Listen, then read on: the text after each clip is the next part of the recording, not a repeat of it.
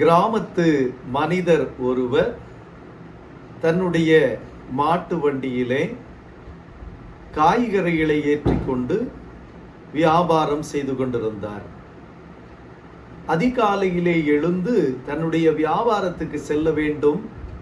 ஆனால் தன்னுடைய கடிகாரமோ சரியாக நேரத்தை காட்டவில்லை என்று சொல்லி அது அவருக்கு கடினமாக இருந்தது. எனவே அவர் தன்னுடைய கடிகாரத்தை பழுது பார்க்க வேண்டும், பழுது நீக்க வேண்டும் என்று சொல்லி எண்ணினார்.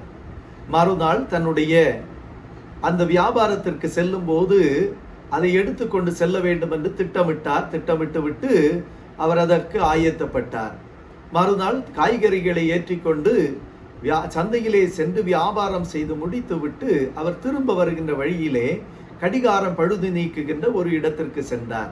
சென்று அந்த கடிகாரம் என்னுடைய கடிகாரம் ஒன்று பழுதுபட்டு விட்டது, அதை பழுது நீக்க வேண்டும் என்று சொல்லி அந்த கடிகாரம் பழுது நீக்குகின்ற கடைக்காரிடத்திலே சொன்னார்.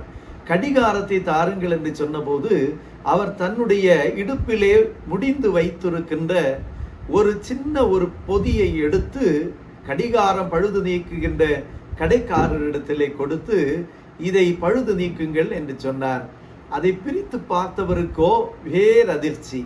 ஏனென்று சொன்னால் அதிலே 2 முட்கள் மாத்திரமே இருந்தன. அதை பார்த்த மாத்திரத்திலே அவர் கேட்டார், கடிகாரம் எங்கே?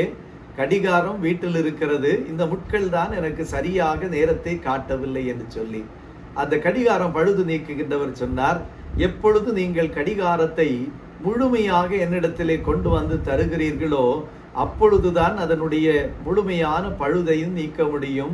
இந்த முட்களை வைத்து நான் இந்த முழுமையான கடிகாரத்தினுடைய பழுதுகளை நீக்க முடியாது என்று சொன்னார். வேதம் சொல்லுகிறது, நம்மை உண்டாக்கின கர்த்தருக்கு முன்பாக பணிந்து குனிந்து முழங்கால் படியிட கடவோம் வாருங்கள். நம்மை உண்டாக்கின ஆண்டவர் நம்முடைய பழுதுகளை நீக்க விரும்புகின்ற போது நம்மை முழுமையாக ஆண்டவருடைய கரங்களிலே ஒப்படைக்கும்படியாக ஆண்டவர் நம்மிடத்திலே விரும்புகின்றார்.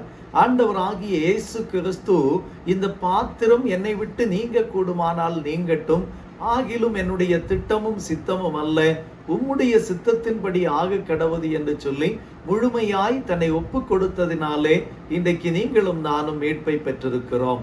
நம்முடைய வாழ்வை முழுமையாக ஆண்டவருக்கு என்று ஒப்பு கொடுப்போம், ஆண்டவருக்கு என்று வாழ்வோம். ஆண்டவருடைய ஆசீர்வாதங்களை முழுமையாக சொந்தமாக்கி கொள்ள முழுமையான ஒப்படைப்பு வழிவகுக்கும். இந்நிலையிலே நம்முடைய ஆன்மீக வாழ்வை வளர்த்து கொள்ளுவோம். கர்த்தர் நம்மை ஆசீர்வதித்து வழி நடத்துவாராக. ஆமேன், ஆமேன், ஆமேன். God bless you.